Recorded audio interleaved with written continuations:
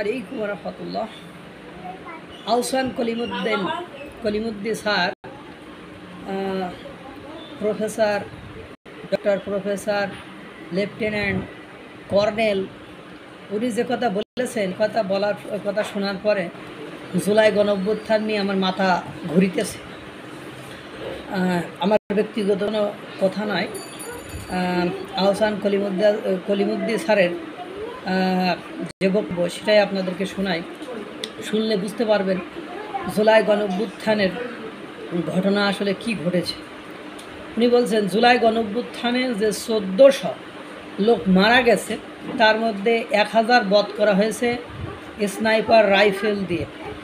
400 লোক মারা গেছে রাবার বুলেট বা অন্যান্য পাবলিক বা পুলিশ বা অন্যান্য পোশাক পরিহিত প্রশাসনের লোক দ্বারা। হয়তোবা উনি বলছে হয়তোবা, কিন্তু এই স্নাইপার পাওয়া যাচ্ছে, সেগুলো নাকি তারা লস্করে তৈবার মাধ্যমে তাদের নিকটে এসেছে এবং ছাত্রদের দেখছেন আপনারা বেডের নিচ থেকে। এবং কলিমুদ্দিন স্যার বললেন যে উনি খুলনা আনসারের সমন্বয়কদের অন্যতম সমন্বয়ক, নেতৃত্ব দানকারী এই নেতার বাসার বেডের নিচ থেকে এই স্নাইপার পাওয়া গিয়েছে। এই স্নাইপার নিয়ে আমরা কিন্তু সরকারের পক্ষ থেকে কোনো প্রেস নোট দেখিনি বা শফিক সাহেবরা কোনো ধরনের কথা বলেনি। আমি কমিশনার হিসাবে লাইসেন্স পেয়েছিলাম রাইফেলের এবং পিস্তলের, কিন্তু যখন মেয়াদ উত্তীর্ণ হয়ে যায়, শেষ হয়ে যায়, তখন লাইসেন্স রিনিউ করতে গেলে তারা আমাকে বলে যে আপনি আর রাইফেল পাবেন না, আপনি শর্টগান বা পিস্তল পাবেন। আমাদের ঠিক আছে, সমস্যা নেই। আর আধুনিক মরণাস্ত্রের লাইসেন্স কিন্তু অফিসিয়ালি কাউকে দেওয়া হয় না।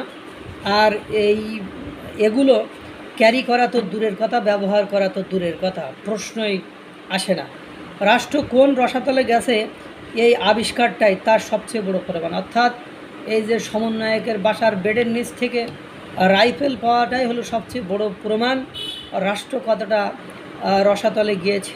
এই যে কথা যে 1400 লোক যদি মারা যেয়ে থাকে, বা যে রিপোর্টটা প্রকাশিত হয়েছে জাতিসংঘের মানবাধিকার কমিশনের, তার মধ্যে 1000 নাকি স্নাইপার দিয়ে মারা গিয়েছে। অথচ স্নাইপার তো এবার বোঝেন, এরা লস্করে তো এইবার আবার ইনভলভমেন্টের মতো কথা স্বীকার করেছে। তারা বলছে যে আমরা জুলাই গণঅভ্যুত্থান দিয়ে 1971-এর আমাদের অপমানের প্রতিশোধ নিয়েছি, এবং তারাই যে এগুলো সরবরাহ করেছে বা দিয়েছে তার অনেকটাই ওই যে কলিমুদ্দিন স্যার বললেন যে পুরো ভাত হয়েছে কিনা, পুরো হাড়ির ভাত টিপা লাগে না, দু একটা ভাত টিপলেই বোঝা যায়। তা বর্তমান সময়ে যেসব আবিষ্কার হচ্ছে স্নাইপারের মতো, যাদের কাছ থেকে পাওয়া যাচ্ছে, যারা কথা বলছে, এবং সরকারের নীরবতা থেকে বোঝা যাচ্ছে যে জুলাই গণঅভ্যুত্থানের আসলে ঘটনা কী। আস্তে আস্তে থলের বিড়াল বের হয়ে যাবে, আসল তথ্য আরও ফাঁস হয়ে যাবে, জুলাই গণঅভ্যুত্থানের জট মানুষের নিকট থেকে দূরীভূত হবে ইনশাআল্লাহ।